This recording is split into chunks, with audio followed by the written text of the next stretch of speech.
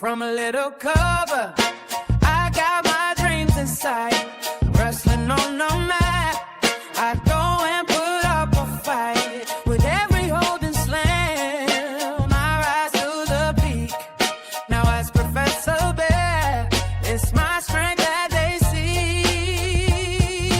Roaring with knowledge like a lion so proud. In this wrestling world, I'm standing out loud. I'm Professor Bear, got the passion to spare. Wrestling's my life, with the power to share.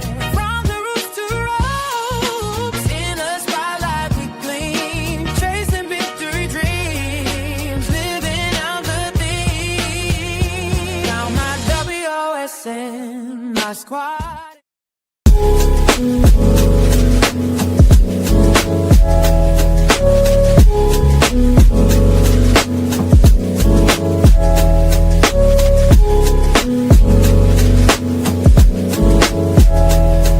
Yeah.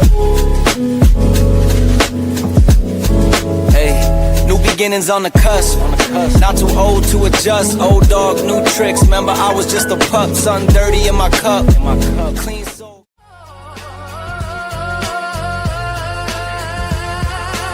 With my boys crew, we'll always ride. In the wrestling world, one just claim the prize.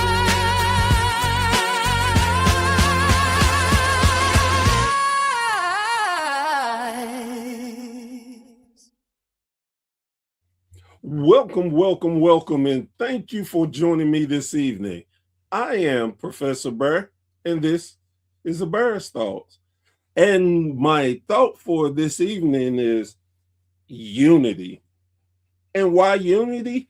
It's because I have already been having such a good time getting to talk to different owners from different promotions. And one of the things that keeps coming up is working together. And I really enjoy that. I want to stop the stereotype that everybody just are out for themselves, and it's not true. There are a lot of companies that are willing to work with other companies, and they understand working together can help build both brands, and I truly love that. Today, I have a special guest that is a little different. He started out with his promotion, and due to that ugly thing in 2020, it had to go away. But that did not stop him from being a gatherer of all of a state's wrestling promotion. He promotes them. He is definitely about unity. So let me introduce David. David, how are you doing today, sir? Man, I'm doing all right. Just trying to stay awake. It's been a little bit past my bedtime for an old man. So I believe you me, I understand. So before we get started with the questions, I want to point out a few things. One, if you look at the right-hand side, upper right side, that is his wrestling logo. So you know, if when you go look for him, you know you are getting the right promotion. And above me on the left-hand side, you see a QR code. Scan that QR code and it will take you straight to his Facebook page. So please do that and make this interesting. Now, sir, one thing that I always do when I have guests on, the first question I ask is, how did you become a fan of wrestling? and I love that question. I've asked that many a time myself and all. What really got me into it, as always, you grow up watching it and everything like that, of course, but I never really did pay a whole lot of attention to it until the first Royal Rumble, Hacksaw Jim Duggan. and the reason that is because that was my dad's favorite wrestler. Ah, And just when my dad found out that Hacksaw had won it, and seeing the emotion in his face just really like said, like, I don't have a great memory. I don't remember a whole lot from when I was younger, but for some reason, I can see the exact look expression in his face from that time, and it just it resonated with me, until, and, like, really thoroughly got into it, like, a little bit before the Attitude Era when, and then when WCW popped up, when they started doing the Monday Night Wars, that's when I really got heavily invested into it. that's cool. So, who were your favorite wrestlers back then? Overall, 100% Undertaker. I mean, anybody that's actually seen me in the ring and all, they can definitely see the influences of Undertaker. Um, as most people, Ultimate Warrior, Hulk Hogan, all of those, Junkyard Dog, love Junkyard Dog. Jake the Snake Roberts, one of my all-time favorites. And then when you get to a more closer to the current era, you like Bray Wyatt, a lot of the darker characters, really, uh, Right. you got to put Jake in there as well, because that dude just, man, that dude would genuinely send chills down my spine with just, the calm talk. Didn't have to raise his voice, I mean, I absolutely love. Jake was one of my favorites for his thought process. He could make anyone fall into whatever mood he wanted. And I love that. And I love the psychology. The like you, I grew up with the 80s wrestling, and back then most wrestlers had psychology, and you had to know how to use it, where to use it. Even a great baby face had psychology. Oh yeah, most definitely. Like the Rock and Roll Express, one of my top 5 tag teams of all time. You knew what was going to happen. Ricky Morton was going to get beat down, just tore down. He was going to reach out and give Robert that hot tag. Oh yeah. The whole place exploded. Did not matter if they won or lost. It was just that hot tag to bring that emotion out. The crowd was. It was the genuine connection. That was the thing. If you can make that kind of a connection with the crowd, no matter what you go out there and fart in the middle of the ring and they love you. I mean, it is no lie. Just like, and then like you talking about the Undertaker, when you heard the Road Warriors music, everybody just stopped, got nervous, and started looking around just to make sure they wasn't coming near them. Oh, most definitely, man. And they don't call it a Road Warrior pop for nothing. Yes. I mean, those guys, like they were, because they made that connection, they were legitimate. They made you well aware that they were extremely legitimate in what they do. That's my little brother right there. Oh, okay. What's going on, little bro? He's my little brother. It's older than me. So, how did you make the transition from just a wrestling fan to getting into wrestling? Okay, so it's going to be similar to a lot of people's stories. I always wanted to get into it. I grew up down in Louisiana. I really didn't know where to get involved, and then when I moved to Arkansas, I still didn't have any knowledge of an actual indie scene. Like a lot of people, I did the backyard stuff. I mean, it happens. But I got lucky because one of my buddies that did it with us, he actually worked with the guy that actually wrestled. Brought him out to the house, and we messed around a little bit, and he asked me if I wanted to, actually train and get into it. And man, it blew up from there, man. I was 33 when I started training. I was 34 when I had my first match, and still going strong ish. Except for maybe my knees. My knees ain't as good as they used to be, but but yeah, it was just a lot of by chance stuff, just it's hard to explain, how it really unfolded, but it was just like the cards were laid out in front of me, and I just happened to pick them up. And sometimes that's the best way of things to happen. So, start doing the wrestling and everything. What got you to, hey, I'm gonna own my own promotion? How did that come about? Okay, so that's a little different demon than most people. So, a little bit when I first started, Arkansas was still under the athletic commission. So you had to have license, blood work, all that good stuff. What's up, Josh?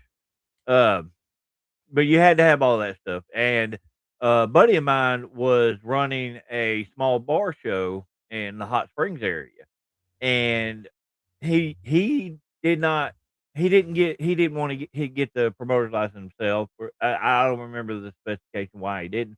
So I just decided one day I was like, I'll get it, because I've seen several shows like say if the promoter had to leave or something, and there's nobody there with a promoter's license, the show had to shut down. So I was like, hey, I'll grab it just in case something happens, or at least there's somebody here that's got one. And so we kind of, he ran those shows for a little while, and then we had a fella that wanted to do a big school or a big benefit for his church youth group. So I was like, "Hey, you've got a ring, I've got the license. Find a building, and we'll put some stuff together." And March of 2019, uh, that's when I officially ran my first show. Oh, wow. And again, it wasn't the fact that I mean, of course, that's something I always wanted to do, but I never felt like I would have the knowledge or the ability to do it. But Right. it kinda fell into my lap because with the Unity type thing we you were talking about and everything, it was just me trying to extend a helping hand to somebody, and it grew from there. That's amazing. So, tell me when you unfortunately lost the promotion. What so COVID hit and everybody had to shut down. When things started opening back up, uh, Josh, be quiet, I'm talking. I know that kid, so, uh, but no, we were able to run a couple of shows after COVID, but just financially, I'm the type of guy if I can't pay the guys out of my pocket, not having to worry about the door, then it's not something I need to be doing.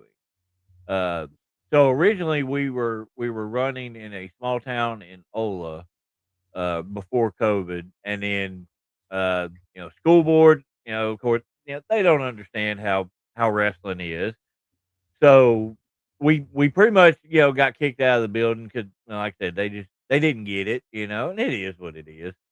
So we started running a bar show in Cabot at Hard Riders, which was a nice little old bar. They did good by us. But like I said, after COVID, we ran one or two more shows, and it was just financially because people still weren't getting out and doing a whole lot and everything. So you're not making you're going into the hole massively every time. Right. So I kind of felt like that was probably the best bet was to, hey, it's time to step back. Instead of running the machine, I'm just going to go back to being a cog in the machine.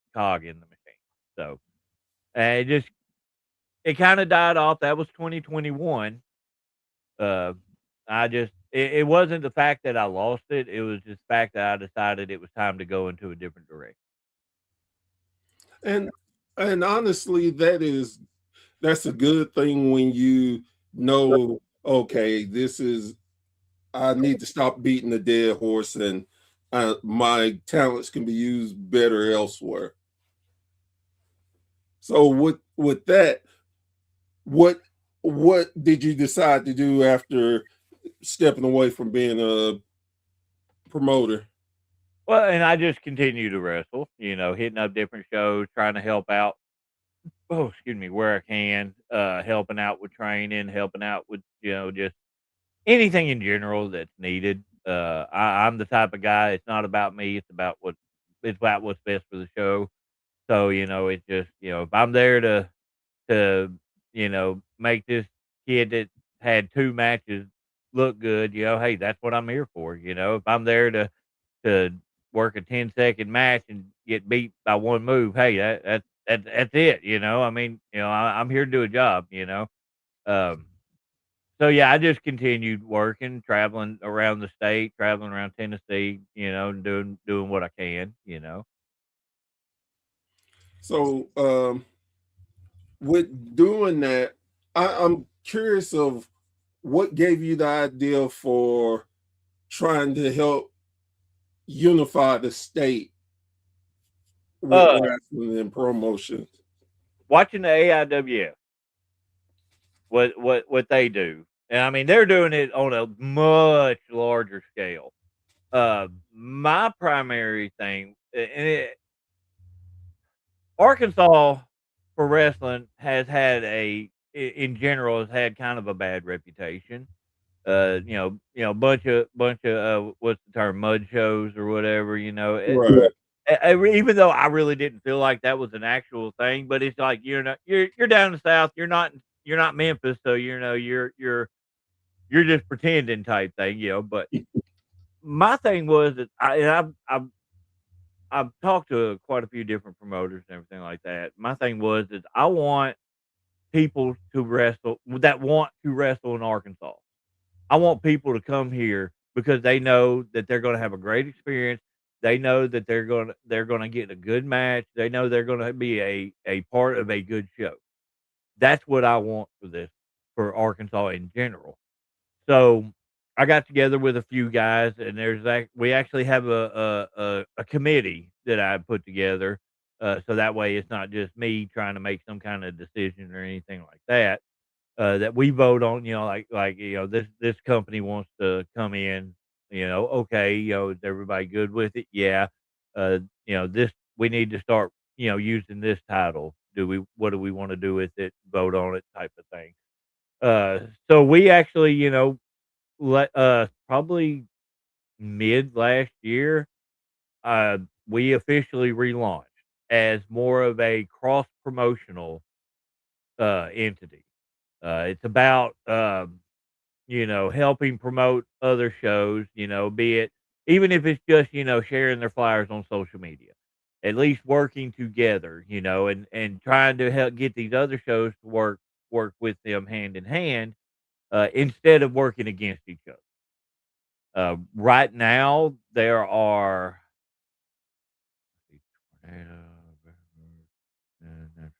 there's 5 different companies involved with us. One that runs about once a year. They just do odds and ends stuff.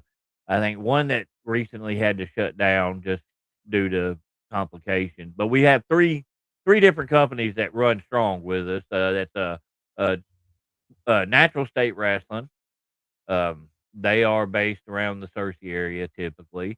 Wild Card Wrestling, based out of Diaz, Rector area, and then Tornado Pro Wrestling, which are based out of the Van Buren area. And so we work with them. We try to cross promote, and get them to cross promote with each other. Just basically just trying to help each other out as much as we can.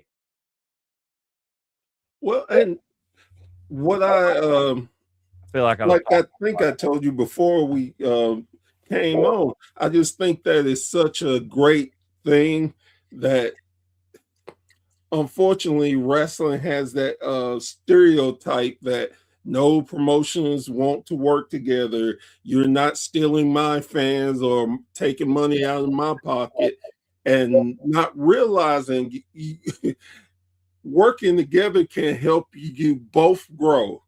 Oh, It's just you have to take that attitude out of it to most be successful. egos will kill egos will take away from it every time. It'll destroy a promotion faster than it'll build it. And that's one thing I don't deal with myself personally. I don't deal with drama. I don't deal with egos. I'm quick to walk away. I'm just like, it's not my thing. I'm too old. I got grandkids. Okay, I don't need to be dealing with a bunch of children. So Yeah, definitely. It is again, as I say a lot of times, we're all adults.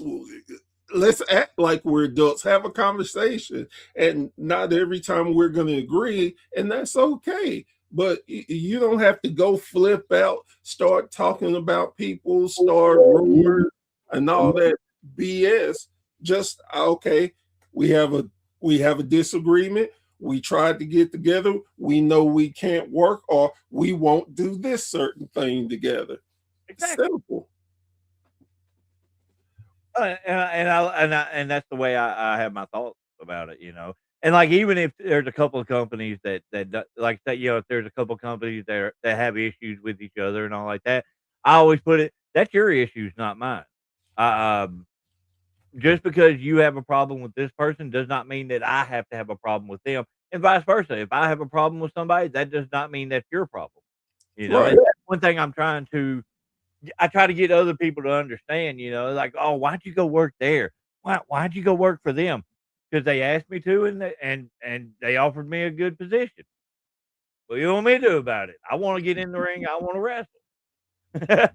And, and I guess for me, being on the outside looking in, some of the things that I've heard about and seen, I always think to myself, really, this is what you're going to let stop you. You can't just swallow your pride for 1 minute to look at the bigger picture. It's a temporary problem. That's all it is. Yeah, just have a conversation. But again, You can close that, a gate, but you can't rebuild that burnt bridge. that's true. That's so true.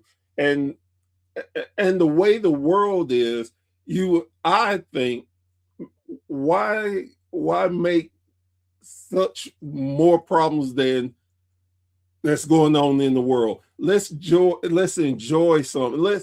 Because to me, and I think I speak for almost every wrestling fan around, wrestling is a great way for us to forget our problems for an hour, 2, 3, whatever.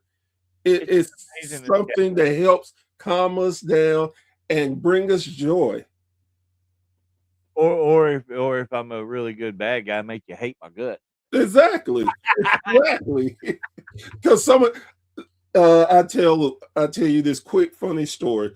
I'm at a promotion and I'm sitting ringside, and one of the wrestlers, he was on the outside helping his partner out.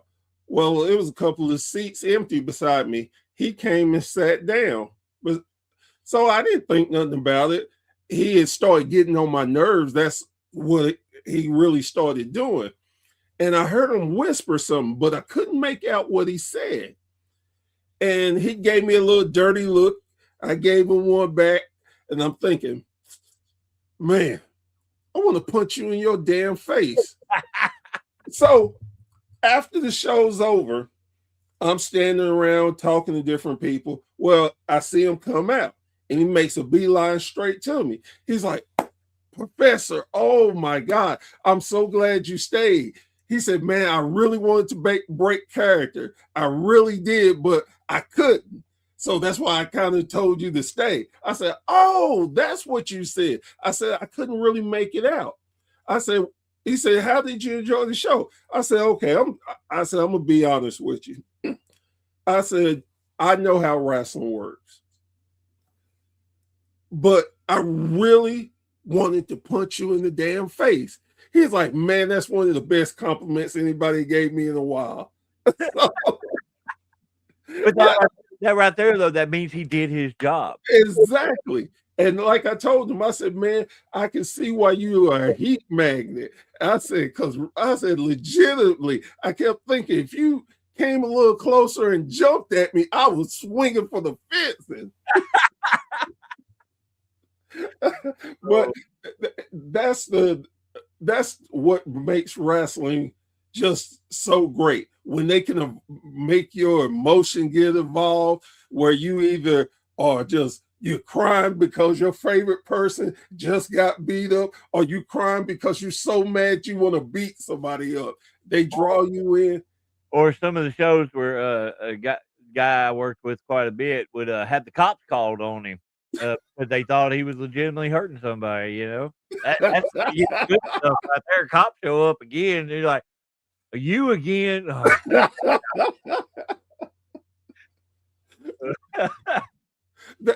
Oh man, that see that you know you are doing your job when the cops getting called. I got one place that I work at. One of their super fans down there. I'm the bad guy down there, and I got that kid so mad. He blocked all my fan pages. Will not speak to me whatsoever. And I'm not going to tell you what I did. I can tell you after we get off here because it's going to ruin a little promo thing I got to do Right. tomorrow. But man, that kid hates my gut. Yeah. It's I find it so fun. Some of the things I love to do when I go to an indie promotion, I will close my eyes for a few minutes and just listen to everything. Yeah. And if I'm listening and I can't tell where I'm at, because sounds travels. Yeah. So if I'm sitting there and I can't tell I'm in a small venue where it feels like I'm in a stadium with 20,000, then I know the wrestling is over. I know it because I can't tell where I'm at. And it's the first time I ever had that, it blew my mind. I'm like, man, there can't be 50 people in this joint, but it sounds like they're about to rip a wall out. Dude, those are some of the best crowds, dude. Like, because there's the old saying in wrestling, 5 or 500, you go out there and do what you do. And sometimes those crowds of 5 or 10 people, yeah, there might not be a whole lot there, but man, they can be the most into it, and you can also be more interactive with them. Oh, But they get that more of that experience than what others might not because you can focus in on those specific ones. So that's why I always, even if there's not a whole lot of people there, man, I'm doing the same thing either way. That's the way I always try to be, at least. and like you said, the interaction is such an amazing thing. Took my wife to her first indie show, and she was loving it. Well, during a match, they spilled out over the barricade. When we were at the barricade, they spilled out, and then one of the wrestlers, he threw the wrestler over. He went to go do a springboard, and he stepped on my foot. And he didn't. Thankfully, he didn't fall or anything. He was able to do the springboard, and I'm like, man, I looked at my wife. I said, he come back around here, I'm gonna have to get him. I'm gonna have to get him. So after the match, they happened to go to a intermission, and like most wrestlers, they come out, try to sell their merch and everything, and he happened to walk by, and I was like, hey, can I talk to you for a second? I said, you stepped on my foot, right? And he's like, oh no, I'm sorry, I didn't mean to. I was like, no, ain't no sorries, you stepped on my foot. So you want to get in the ring, or you want me to toss you in the ring? and I grabbed him so fast, like I knew he's thinking to himself, what the hell should I do? And I just like, man, I'm just joking with you. Please don't hit me. I'm an old man. You're not a small man, so I mean that can be intimidating, Right.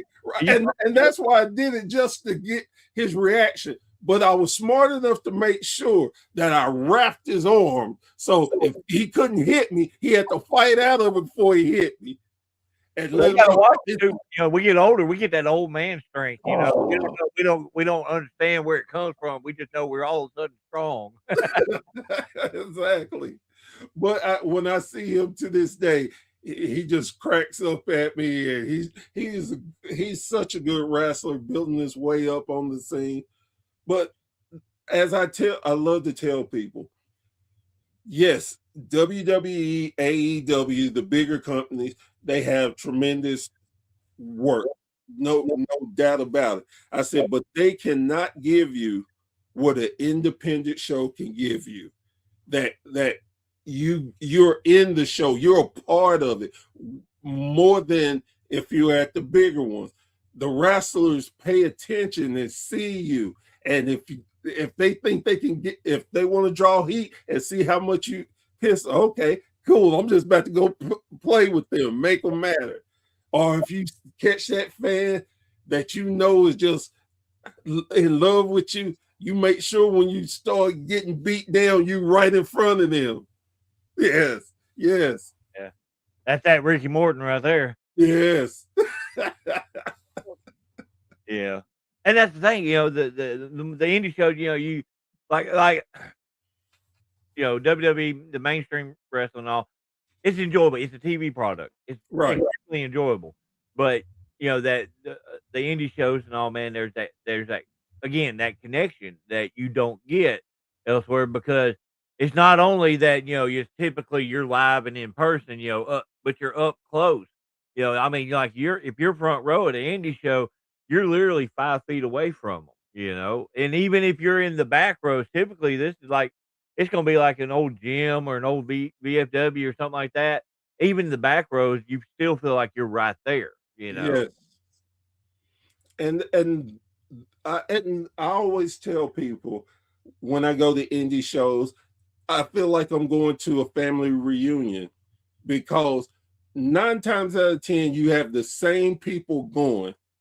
The wrestlers know you. So if you don't show up 2 or 3 shows, then you come back the first, hey, you okay? You having any problems? Your family okay? Man, you ain't been here the last couple of times, we're all concerned. And again, that it's a family atmosphere that it just can't be beat in my eyes. Well, and it's not even just that; it's in the locker room as well. I've got, there's people that I work shows with that I'm closer to than some of my actual family, and that's nothing against my family. It's just the simple fact that I've made that connection with them. My tag Right. partner, Warwolf Bruce McGowan. Uh, a few years back before we started running together, we were acquaintances stuff like that, but now we're actually tagging together, we're traveling together and stuff like that. And I mean, he's, like, when they say, they call you brother, he's legitimately become one of my brothers. I'm probably closer to him than I am to almost anybody in this world. So, you make your own family by doing this. Yeah. Just like you mentioned Ricky Morton, I got a chance to talk to Ricky on several different occasions. He wanted to do my podcast. I didn't ask. He wanted to do it. Awesome. So, I'm going to say no, but and we built that bond. The last time I seen him, as soon as I walked in and he looked up and saw me, Burr, come here. And it was like, hey, Ricky, how are you? And he's like, man, I'm doing good. And it was another wrestler that he happened to be teaming up with. And he said, hey, give him your number. Give him your number. You want to get out into the podcasting world? This is a man that you need to talk to. He's going to help you. Give him his number. And for me, it was so unreal that Ricky Morton, a legend in this business, a Hall of Famer over and over again, is talking about me. It's just crazy because the little me inside of me still is like, Ricky freaking Morton knows your name. Oh, I get it. We got invited to that School of Morton tag tournament they had. Uh-huh. We were a part of that, And yeah, I walked in. That was the first one. First, person I saw. I was like, oh, hey, first. It's Ricky Morton right there. It's Ricky Morton right there. And it was just an awesome experience getting to talk to him. We did the seminar with him and everything like that. I mean, just dude just understands it. He just gets it. And at his age, to be doing as much as he's done and to still be going as strong as he is, man, it's uncanny. I mean, to me, he definitely he's one of the goats. Yeah. Definitely, especially when it comes to tag team wrestling, and that's somebody I've studied a lot. It's just it's so amazing to see. And to be able to stand there and listen to the wisdom that he gives people, it just blows my mind that I can like, wow, I can legitimately say Ricky Morton is my friend. It's like, Correct. That's all. wow. So when I take it that you love to just be able to put people over to work with the younger guys. Oh yeah, most definitely. Is it is it to help them grow, or what is your purpose for working with younger guys? Okay, so like I said, I started a little bit older than most people. I was 33 when I started training. I'm 45 now. So I haven't been into the wrestling business as long as a lot of people. But again, starting at a later age, you have a different mindset when you come in. Right. So, and I knew immediately I'm not going to WWE. I'm not going to any of these bigger companies. I know I'm not going to get to that point. So what I'm going to do is I'm going to have fun doing what I do, and I want to help other people grow and help the next generation coming up. Um, that's the basics of it. It could because one thing I always felt is when it comes to wrestling, winning or losing it, that is not a big deal. You can look good no matter what you're doing. And sometimes making other people look good and look like a credible threat can make you look better. And it sounds kind of selfish on that part. Like, I'm gonna let this kid beat my ass just so I can look better. No, no, no, it's not like that. It's just showing that you're willing to do what's needed for the best of the match, for the best of the show, for the best of the company. And that's my thing is I don't need, especially with my character, I don't need belts. I don't need to win a lot of matches. I don't need any of that stuff because I know for what I do, for making that guy look good or for my character work that they're gonna remember who I am. You know. I think the one another thing I like to say is people really don't get the fact that wrestling is a team sport more than people realize. And I'm like, well, you can have two wrestlers, but they are not going to do anything if you don't have a referee. You can have the referee and the wrestlers, but it's not the same without having the commentary team helping tell the story. It's not the same if you don't have a manager or a valet who can help put in the dirty things and make you mad and get emotional. So again, I love the fact that wrestling is a team sport. Yeah. Some of the things I really try to do is give spotlights to referees and valets and managers and because I want people to understand their journey and why they are just as important as the wrestlers. Oh, most definitely. I mean, if you, and especially like if you got a garbage ref, it can make your match look 10 times worse, no matter how good you are in the ring. So Right. making sure your refs know what they're doing, you making sure that your announcers and commentators know what they're doing, managers and valets and whatnot. You everybody needs to know what they're doing, because with if you have all of those elements combined in, and everybody is working towards the same goal, is we need to get from point A to point B. How do we get there? And if everybody's working together and you make it that point, it's going to go from either, if you don't know, you're going to be here. If you do know and you work together, it's up here. It just makes everybody look better. I couldn't say it any better. Sometimes I have a hard time explaining things, so I get a little weird handsy. So No, you're on point. So here's a good question for you. What's the best place that you have wrestled at? oh man, that's kind of a loaded question, really, because it's all about perspective. Like you know, I started at MACW, and they were in Jonesboro, Arkansas. That's where so MACW, and then ASWF in Tuckerman. Those were home. So anytime at the Valiant Arena in Tuckerman, Arkansas, which ASWF and MACW ended up merging together there. Anytime I'm there, that's home, so it feels different. Out of Control Wrestling in Hoxie, Arkansas. I spent over the last few years. I spent a lot of time in that building, and they have treated me like family. Uh, so that one. One of the best crowds to work in front of is definitely Memphis. Memphis wrestling. Uh, man, that crowd is just. I mean, dude, as soon as you walk out, man, they're just going nuts. Whether they know if you're the good guy or the bad guy, and immediately, and they're going to let you know exactly what they think. I mean, that crowd is so raucous. It's just unreal.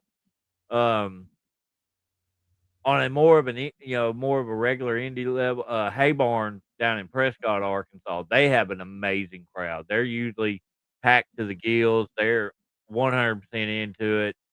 But probably the best the best time I ever had in front of a crowd was in Little Rock for Brothers of Four Pillars Wrestling. We did it was annual show they were doing called the Battle of the Catalina Wine Mixer. I got to it was a packed out building. I got to wrestle Gangrel Oh wow. in front of them, and I was the bad guy, of course, and I went over at the end of it, and good Lord, I thought they were going to come after me with pitchforks and torches. That right there, it was just an unreal feeling, for me. Man, dude, there's so many of them. Vino's, for TAC wrestling. It's more of a, PWG, ECW vibe. Oh, okay. It's a low boy ring. The crowd is standing around the ring. Man, there's no crowd more volatile than that one. Uh, man, I could keep going. I could keep going because I thoroughly I'll tell you right now, if I'm out there and there is one person that is booing or cheering for me, man, I'm enjoying what I'm doing because that means I'm making an impact on somebody. So to narrow out one individual show, it just I can't do it. I can't do it. And understandable. It's definitely understandable. Sorry if I'm rambling. No, it's good. And see, that's the thing for me. Um, when a question is asked, some people feel like they have to have a short answer. It has to be such. No, I want what you truly feel and how you feel. If we go 15 minutes on one question, it is what it is. And that's why I do it too. I love that myself. When I'm doing my stuff, I love it when people elaborate on things. So it gives it more oomph into it. Yes, yes. Funny you mentioned Memphis with the history of wrestling coming from Memphis. It's one of I always like to think of Memphis as the home of real wrestling. And what I mean by that is they've went so many tails. They've had so many great stars come out of Memphis. They've had crazy angles, but you knew when you people watch Memphis wrestling, you were a believer in it. It was no, it wasn't no you believed it. You trying to kill somebody. If Lawler threw a fireball, you were happy and laughing about it. But and I know that now. Going back and watching stuff where I grew up at, we didn't have access to it. Oh, okay. So I honestly I didn't, I knew who. What's up, P? I knew who a lot of these wrestlers were, but I didn't know the whole depth of Right. wrestling. And it was honestly not until like in the last few years that I really dug into it more. So I didn't, but I didn't grow up with it like a lot. Like like my tag partner, Bruce. He grew up watching it.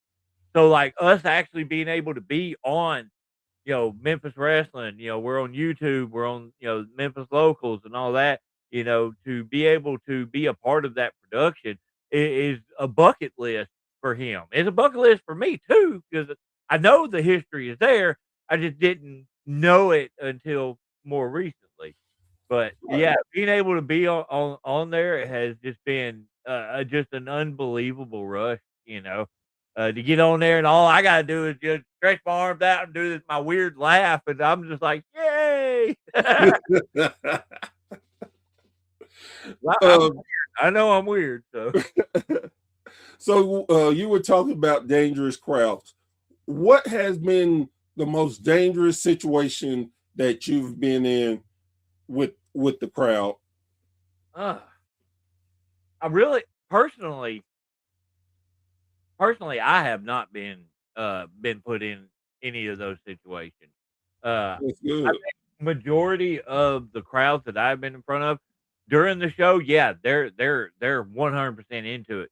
But I think a lot of them these days understand that the person that's in the ring, the person that is walking curtain to curtain is not the same person that's walking behind the building just trying to get to his damn car. You know? Right. I mean, they're still the ones that will get that far into it. I mean, the guy that trained me told me about guys standing in his car waiting with a lead pipe waiting on him, or stuff like that. I'm lucky I have not ever been put in that situation though. Thank goodness. 'Cause, Yeah. yeah, I'm a big old scaredy cat. I run like a little baby. Well, and it's funny you say that too, because generally any big guy, they coming after us crazy, and we're like, what the hell? I'm not like that. I'm a teddy bear. Don't touch me. Like, no, buddy.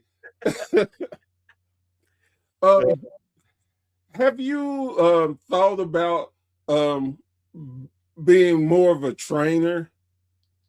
Oh, I've done a lot of training. Uh, I would consider myself more of a mentor.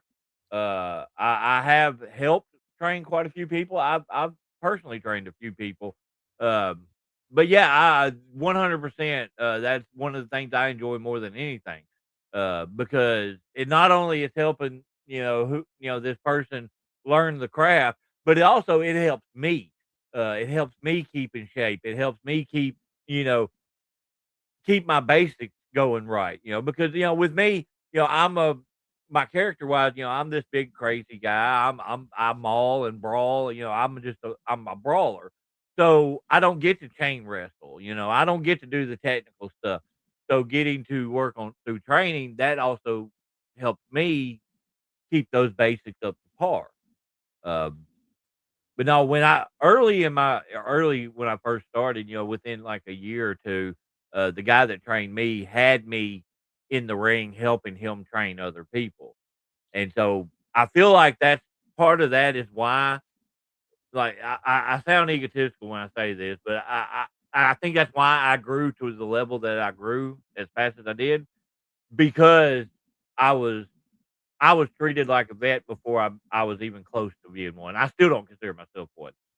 Um, so yeah, I absolutely love training. I've got one kid right now that travels with me to shows. We work out before shows.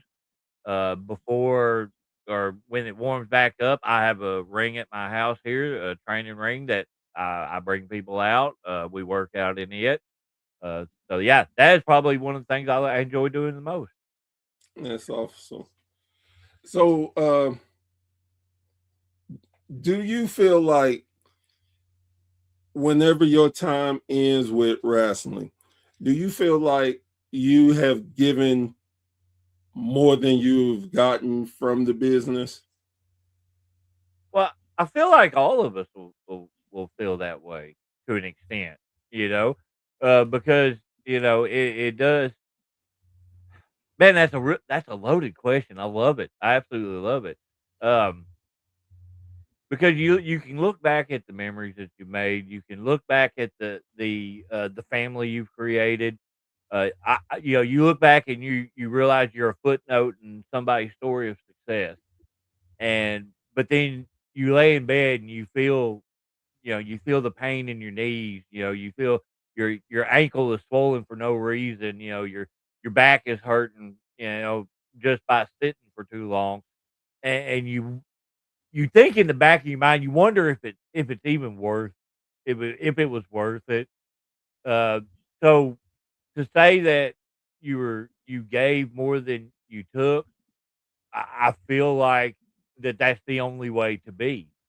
Because if I didn't give more than what I received, then I never tried hard enough. And see, that right there is what, for me, really makes a difference in the business of wrestling.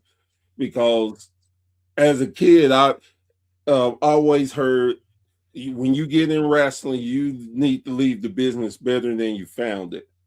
That's the goal. And most people, I feel like they're like they don't understand wrestling. It's not, and I hate to be sound like that old man yelling at kids running across my grass, but I think a lot of new wrestlers, men and women, they don't really put the time in to learn the past and be able to get some of the great knowledge that is there. It's, oh, well, I'm going to go here, do 17 backflips and 2,000 super kicks. Then you catch me, and we're going to do this move that nobody else has done. It might break your neck, but it should give us that pop we were looking for. And again, not throwing shade at anyone. I just feel like sometimes you need to put in a lot more effort to know your history so you can continue on and make your own history and be a legend for the newer stars coming in. Because I hear it all the time about older wrestlers. Oh, they don't do this. We did this back in the day. Well, that's true, but it's a different time. But even being a different time, be respectable and do some research about who came before you. Well, So and you, I don't feel like that's actually a large issue, depending on where you're at. I feel like when it comes to the spot fest matches as you're saying, there's a place for them depending on where right, like if you go up north, that's all you're going to find because that's what like their Memphis, style. like Memphis style may not work there. Right. What where up there might not work down here. So I love that wrestling is such a variety. There's no wrong or right way to do it. It's all about what connects with the crowd, as we've said 1,000 times already in this episode. All about unity and connection. But that's the thing, but you don't want the same match throughout the entire card, and that's where I feel like that's where your comments come from on that, because there are a lot of shows that they do that spot match throughout the entire show. If you mix it up, like you can have a good spot match, but then you bring in a guy like me. I'm slow. I'm methodical. I'm gonna punch you a bunch of times and then do this to the crowd and have them eating out of the palm of my hand either way. You know, and then you got your comedy, and then you got your tag team. If you mix it up, that's where the shows go, because you're bringing in something different. They're not tired of seeing the same stuff by the end of by the end of the show, so they're not that exhausted from seeing the same stuff. Right. I feel like I just went in a big weird circle. But and I definitely understand where you're coming from. Uh, I've said this a lot of times too, that wrestling is not a general sport.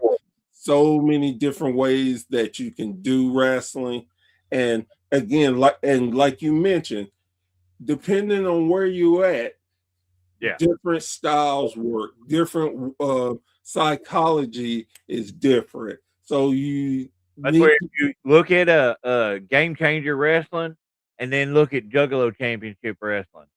Look at it's pretty much the same stuff, but at completely different Right. you know. Yeah. I want to thank you so very much for coming on my show. You have been very fun, a very fun guest.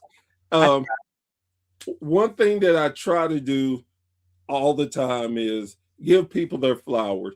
I feel like a lot of time people do not receive their flowers when they can really enjoy them. It's after they're gone or whatever. I like to, like I said, give flowers and acknowledge what you've done for the sport, what you're doing for the sport, and what you are going to do for the sport in the future. Again, there's a lot of people out there that have issues and they don't know what to do, and they get to at least forget about it for 2 to 3 hours because of what you help bring to the sport. And not only for your fans, not even for the people that dislike you, myself and my fans want to tell you thank you so very much. You are very appreciative, and we love what you're doing and continue success at everything you do. I appreciate that, man. Seriously. You don't realize that guys like me, that means more than you could ever know on that. I appreciate that. And that's the thing. I know that a lot of y'all don't hear it, don't get a chance to hear that. And even if you do, it's like, well, you don't have to do it. This is just your nature. But you need to hear it. You need to know what you mean to people. And we're appreciative of everything, because if you wasn't as good of a bad guy that you are, man, how could I hate you? I'm a better good guy. Just because I'm a big scary bearded guy, they all want me as a bad guy. So so yeah, that I had a lot of fun with this interview, and just personally, I can't tell you how much you've cheered me up from my rough day today. So thank you again. This has been great. not a problem, man. Not a problem. And I will definitely be sharing this on the AWO page, which is streaming to my personal page. SDU Networks, Arkansas Wrestling Unleashed, my Draven Morrow page, Modern Day Monsters. We're all over the place, dadgummit. That's the way you got to be. As I heard somebody said today to me, if I don't believe myself, who in the hell gonna believe in me? My tag partner said he's watching right now, and he said it perfect. He goes by Warwolf, and he'll look at you dead in the eye. He goes, "You may not believe in werewolves, but I'll make you believe in me." All right. I love it. Oh, again, thank you so very much. Problem, buddy. Guys, girls, this has been another amazing conversation around the campfire. Again, we all are quick to assume things and think we all know it all, or at least me, who knows. But that's why I love doing these interviews, so you can see how much people are putting their bodies on the line, their mental health on the line. It's more than, oh, well, I just buy this. You just never know what people go through and different ways to get to where they belong. So, again, thank y'all so much for listening. And as I always love to leave off my show with, please, please, please support your local indie wrestling company. Again, I always say this. I'm a big AEW fan. I'm a big WWE fan, but they don't have the same energy that indie promotion has. For me, myself, it's like going to a family reunion. I get to see so much action, and when guys and girls pick somebody out the crowd just to needle them and they get it back, is just an amazing feel. And one of those great things too, you go into the show with money in your pocket, you actually leave with money in your pocket. I know it's a crazy concept around this time in the world, but it can happen. So please continue to support your local indie wrestling. We need it. With that being said, I am Professor Burr. This has been a Burr's Thought, and we will catch you around the campfire for another amazing story. Y'all have a great evening.